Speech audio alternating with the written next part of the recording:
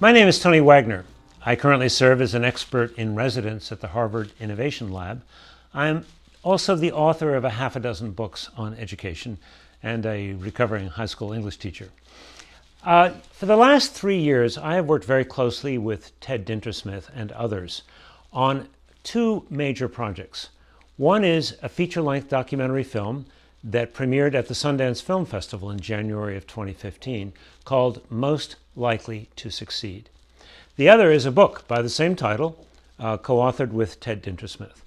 Both the book and the film explore the whole question of how do we best prepare our kids for the innovation era.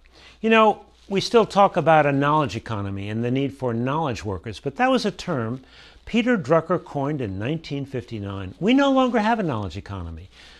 Knowledge has become a commodity, free, like air, like water, growing exponentially, changing constantly on every internet-connected device. There is no longer a competitive advantage in knowing more than the person next to you because they're going to Google it and figure it out just in time. And so the whole idea that school should be about transmitting academic content knowledge primarily or even exclusively, we think is fundamentally obsolete. So what's the alternative? Well, that's what we really explore in the book and in the movie, Most Likely to Succeed. The question is, what are the skills that matter most in the innovation era? What are the dispositions, the habits of mind and heart that matter most?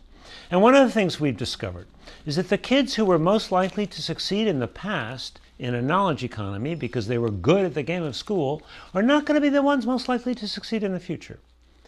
Today's world demands, sure, that academic content knowledge matters, but skills matter more, and motivation matters most.